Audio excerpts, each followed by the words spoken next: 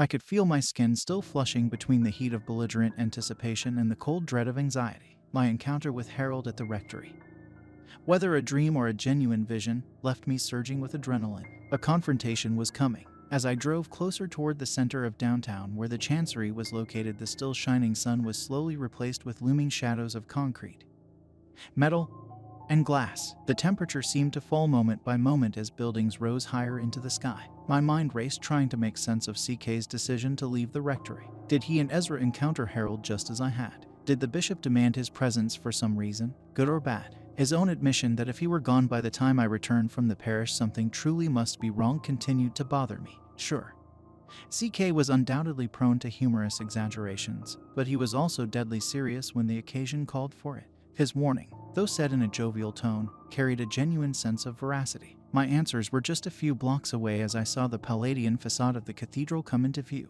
The chancery and the bishop's own residence were located directly behind it, in smaller buildings of the same style, being original to the city, and quite opposed in architecture to the modern skyscrapers now surrounding them. Arriving at the heart of the diocese had always been a pleasant and somewhat humorous event for me in the past, as if stepping into a city block where time had stopped some centuries before. This time, however, the sight filled me with the same mixture of urgency and disquiet I had been feeling throughout my drive. I quickly slid into the first available parking spot next to the cathedral, ripping off my seatbelt and tearing out my wallet. I fumbled through it to find my celebrate, a small ID card issued to priests which, among other things, guaranteed the diocesan parking warden wouldn't have me towed the moment I left my car. In the midst of searching, I was startled by a sudden sound.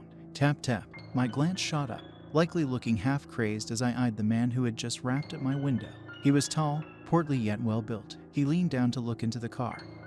An older man, more middle-aged than elderly, wearing a black polo and khaki shorts. Suddenly seeing his face, emoting something between annoyance and concern, I realized who I was looking at. "Bishop Joseph," I exclaimed, suddenly realizing I was muffled behind my closed door. He chuckled a bit, opening the door for me. "Gray," he began, his deep voice practically resonating down the entire block. "I was wondering when you might get here." I stepped out of the car, shutting the door and turning to properly greet him. "Well, it was a rather busy drive, Your Excellency." I hesitated a bit, remembering his reputation for being a bit casual. I thought it best to forgo reverencing his episcopal ring, the sign of his office, lest combined with the cassock I was wearing he mentally label me a troublesome traditionalist. At the very least, I thought at the time, he would think I'd adapted well to living with CK. "I see you've adapted to living with Kelly," he said with a chuckle, looking me up and down. "I'm a broad church guy, Gray, to borrow a term from our English brethren.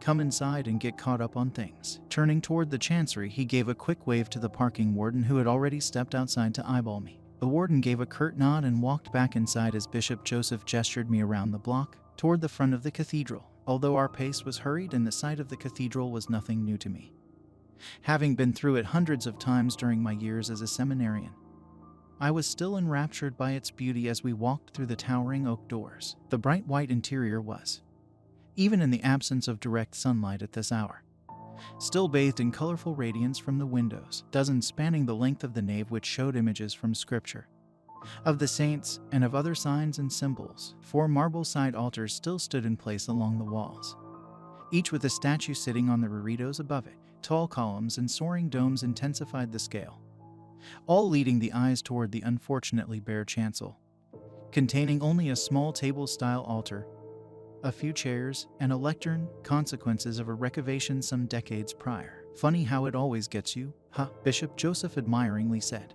"Yeah, she's always been beautiful to me." "Me too." His voice took on a quiet, serious quality. "I see plenty of your brother priests just pass through her like she was nothing, so it's just nice to hear you say that." He turned, walking left toward a sequestered room which held the baptistry. As I followed, he gave a quick sequence of knocks on the worn antique door, carved with baptismal symbols. The door unlocked and opened, revealing a worried-looking CK. He quickly ushered us inside and locked the door behind us. The interior of the baptistry was richly detailed, almost Gothic in contrast to the sober interior of the church. Rich images adorned Puginesque walls which were bathed in a soft blue light emanating from a large window portraying the baptism of Jesus. Sitting in a pew beside the marble baptismal font was Ezra, a look of anxiety on her face. I felt a familiar hand on my shoulder and turned to see CK.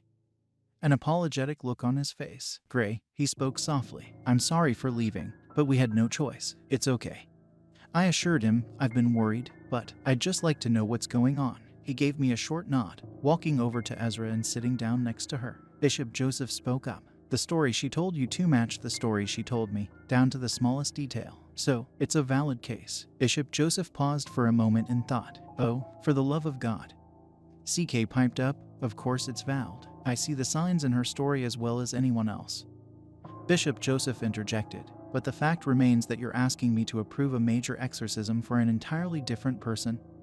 A man you haven't even interviewed, only based on her story." CK shot to his feet in indignation. "Explain the vision, then. Explain how you saw him." My blood ran cold. "You saw him too?" I breathlessly asked. CK shot me a worried look, seeming to peer into my soul. "Gray, something to add?" I took a breath, slowly recounting the dream I experienced at the rectory. With each detail it seemed as if both CK and the bishop became acutely alarmed. Ezra, listening intently, eventually leaned over and buried her face in her hands. Exhaustion covered her every expression. I finished my story, feeling exhausted by the telling. CK and the bishop shot each other a glance. "I saw the same thing," Bishop Joseph revealed. "This morning in my residence, I was sitting on my couch, reading through the prayers of today's Mass when I noticed the lights looked odd in the fog. I inquired." He gave a solemn nod. "The man asked me the same things as you, Gray. Except," he paused, rubbing his hands together in a moment of anxiety. "He knocked at my door, walked into my foyer, the entire house filled with choking fog. We need to bless your house again." CK quipped, "The chancery too." "Most likely. The demon shouldn't have been able to do that. Your scumbag predecessor clearly sinned the place out of any protection." The bishop gave an exasperated sigh, throwing up his hands in a moment of resignation. "I'm firmly aware.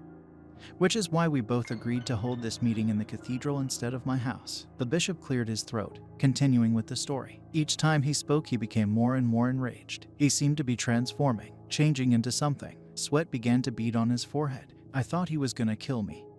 Right then and there. I couldn't run, couldn't scream, so I just prayed the one thing I remembered that I thought could help. From the old Mass, back in my childhood, Saint Michael the Archangel, defend us in battle. And, like you said, a blinding light. A scream. I jolted up and was suddenly sitting in my chair again. I thought it was just a dream, but..." He trailed off for a moment. "After Mass I got a phone call." He looked toward CK. "And your pastor had just experienced the same thing." I shot my glance toward CK. "You too?" He nodded at me. "Right after you left, I went to sit with Ezra for a moment and all the telltale signs started up. The same dreadful set of tricks. I walked right out the front door expecting him. Demons love trying to set the mood. Kid, don't let him. Saw him materialize right outside that salt circle. Real tough guy move." A sly smile came over my face. "What did he say to you?" "The same things." "Oh, of course not. It knows I'm not about to give up anyone for the sake of being left alone. The demon knows it's a lie. I know it's a lie, and the demon knows I know." "So what did he say?" "Oh, nothing unusual. He was going to kill you.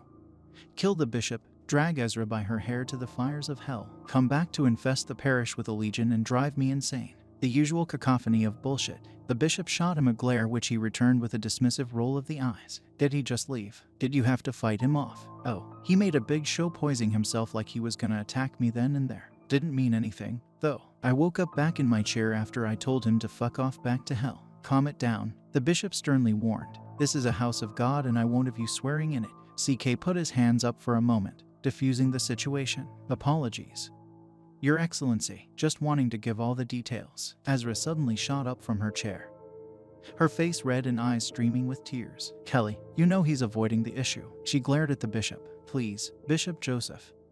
Let him and Father Gray take this case. Don't make the same mistake Langford made." CK seemed to grimace the moment the name passed Ezra's lips. "Ezra, please," CK calmly said. "Bishop Langford, I thought. How does Langford factor into this?" Bishop Joseph sighed, looking down at the floor for a moment. There was a great, silent pause. After a few moments, in utter frustration, I spoke up. "For the love of God," I boomed. "Would someone please tell me what is going on?" CK and the bishop looked at each other for a moment in silence, seeming to affirm a mutual decision. Ezra touched CK's arm and he turned to look at her. "Kelly, please," she quietly asked. "Father Gray deserves to know." CK nodded soberly, sitting down in the pew next to the font. Ezra followed, still wiping tears from her eyes as she sat down next to him. "Please," he quietly told the bishop and I.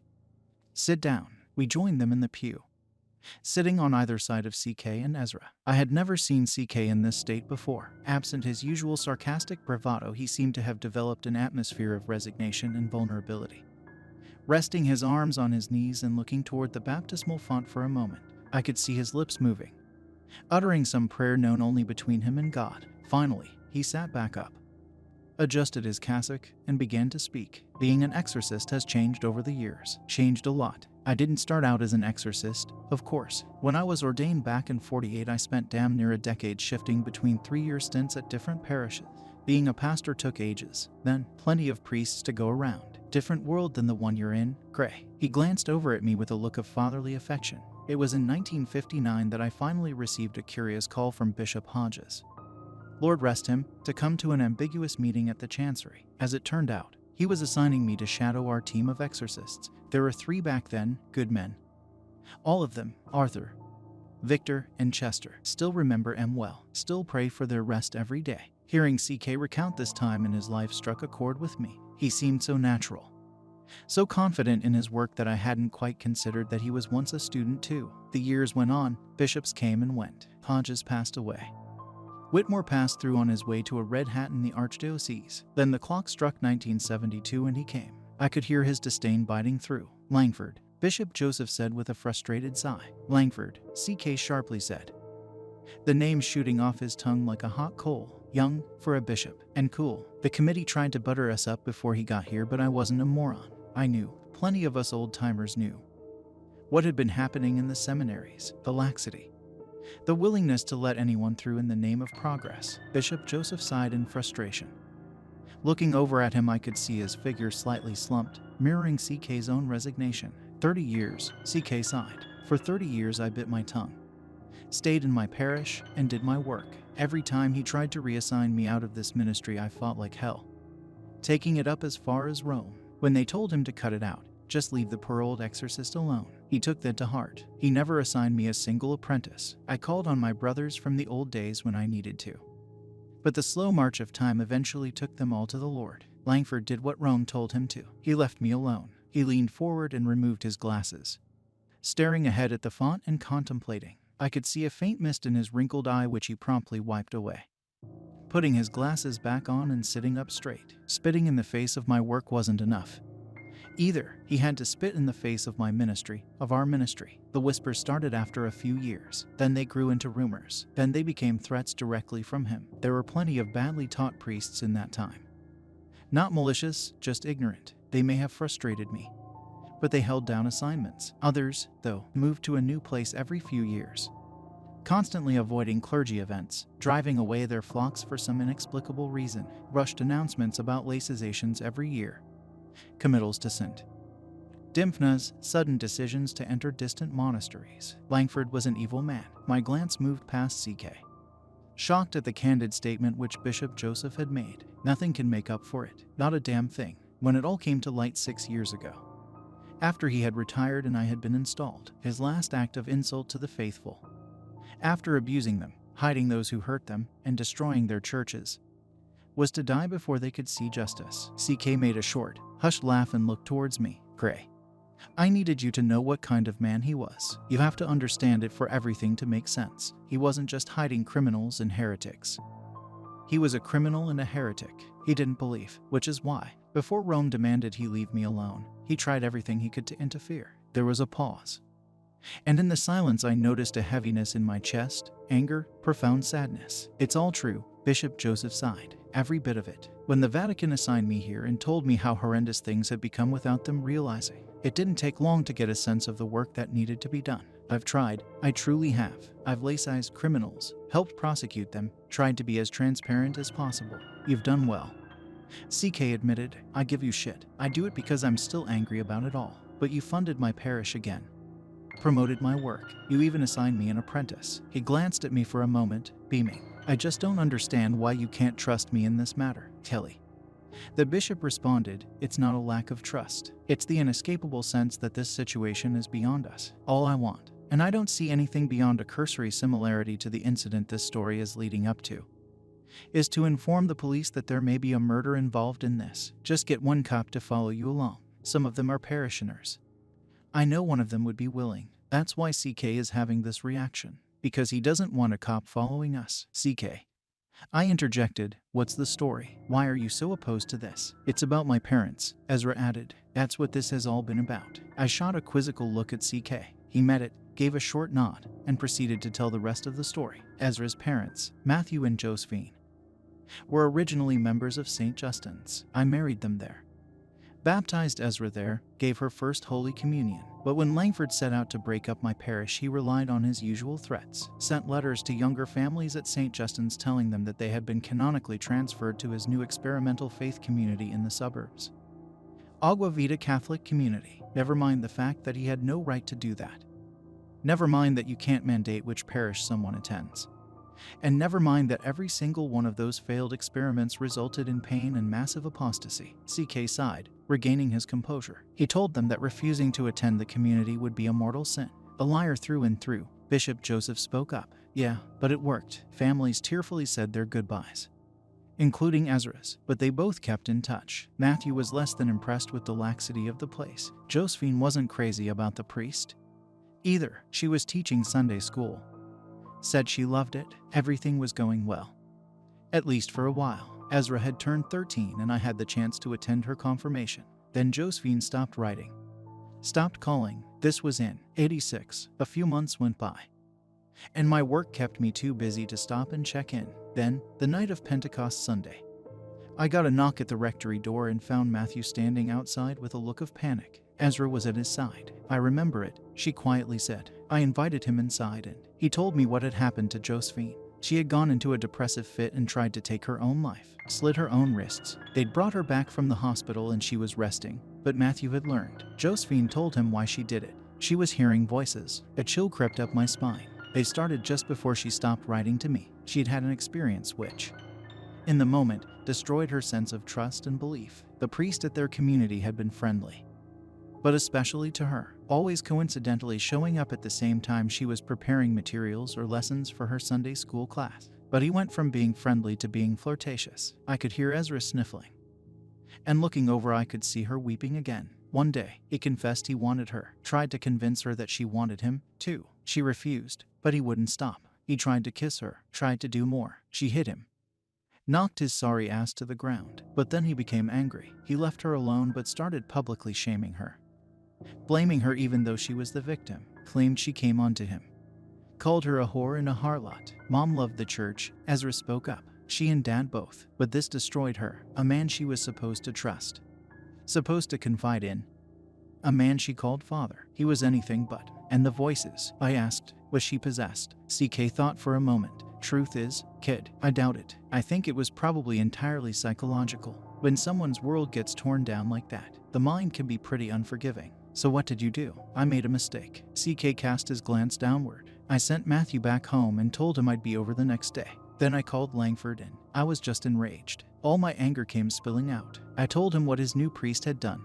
screamed at him for destroying the screening and formation process, and told him exactly what I thought of him. Said that I was going to expose every bit of his bullshit. What did he do? Oh, he was perfectly cordial at first. Smug bastard. Told me how much he cared about my anger and wanted to make things right. Somehow he talked me into having a cop come with me to their house. Claimed it was just for our safety. She was suicidal, after all, he kept saying. I felt off about it, but I eventually agreed. You didn't know, Kelly, Ezra said through tears. You couldn't have known. That doesn't make it any less my fault.